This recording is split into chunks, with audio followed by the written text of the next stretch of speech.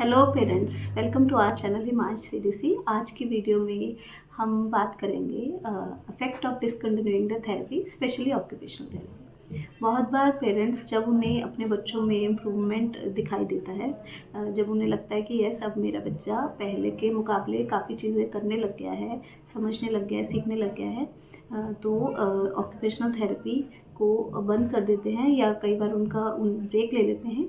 और ऐसा भी बहुत बार होता है कि पेरेंट्स ऑक्यूपेशनल थेरेपी को रेगुलर बेसिस पर लेने की जगह बीच में गैप लेना स्टार्ट कर देते हैं। इस अप्रोच के क्या डिसएडवांटेजेस है, इसी के बारे में हम डिस्कस करेंगे।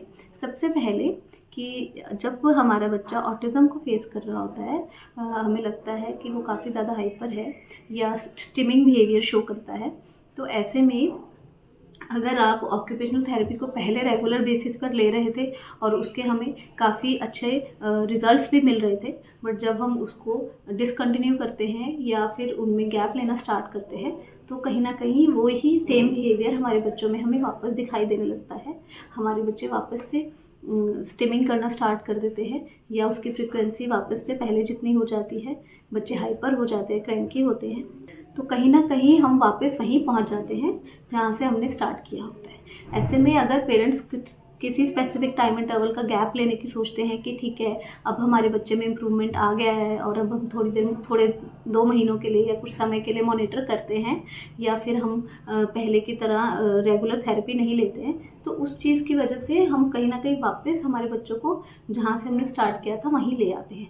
तो वो सारा इम्पॉर्टेंट टाइम पीरियड जो हमने पहले अपने बच्चों को दिया है, जो थेरेपिस्ट ने मेहनत की है या जो इम्प्रूवमेंट्स हमारे बच्चों में आई है, वो वापस से कहीं ना कहीं कम हो जाती है या ना के बराबर हो जाती है।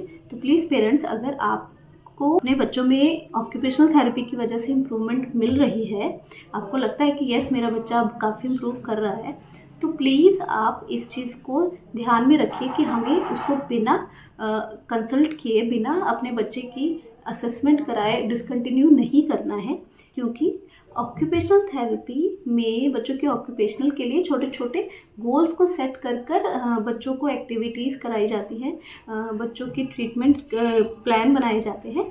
इसलिए इसके जैसे जैसे गोल फुलफिल होते जाते हैं, वैसे वैसे इसका नेक्स्ट गोल ऑक्यूपेशनल थेरेपिस्ट डिज़ाइन करते हैं। एज एन पेरेंट्स हम इस चीज़ को नहीं समझ पाते हैं, बट दे नो बेटर। उन्हें हमारे बच्चों के बारे में, उनकी एक्चुअल प्रॉब्लम के बारे में हमसे ज़्यादा पता है, और वो उन्हीं गोल्स को मॉनिटर करके, बच्चों की असेसमेंट कर हमें बताते हैं कि यस अब आपके बच्चे को ऑक्यूपेशनल थेरेपी की ज़रूरत है या नहीं।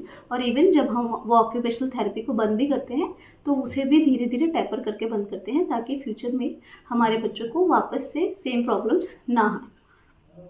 और ऑक्यूपेशनल थेरेपी के लिए हमें समझना होगा कि जब हमारे बच्चों को प्रॉब्लम होती है, specially in the case of autism, तो हमारे बच्चों को ऑक्यूपेशनल थेरेपी हमें थोड़े लंबे समय तक के लिए करानी होती है। ऐसा नहीं है कि 6 महीने या साल भर में हमारे बच्चों में इम्प्रूवमेंट आ गया है और काफ़ी चीज़ें वो करना सीख गया है तो हम ऑक्यूपेशनल थेरेपी बंद कर सकते हैं। हमेशा ये चीज़ ध्यान में रखनी है कि हम पहले अपने थेरेपिस्ट के साथ कंसल्ट करें, अपने बच्चे की प्रॉपर असेसमेंट कराएं और चेक करें कि हाँ अब उसमें अगर प्रॉब्लम है तो कितनी है, या अब हमारा बच्चा अपने एज अप्रोप्रिएट सारे माइलस्टोन्स को कहीं ना कहीं फुलफ़िल कर रहा है, या जिन माइलस्टोन्स को वो फुलफ़िल नहीं भी कर पा रहा है तो क्या वो फ्यूचर में उसके लिए ज़्यादा हार्मफुल है या नहीं। तो इन सब चीज़ों को ध्यान में रखकर ही ऑक्यूपेशनल थेरेपिस्ट हमें गाइड करते हैं कि हमें किस तरह से ऑक्यूपेशनल थेरेपी को टैपर करना है या कब हमें ऑक्यूपेशनल थेरेपी को बंद करना है।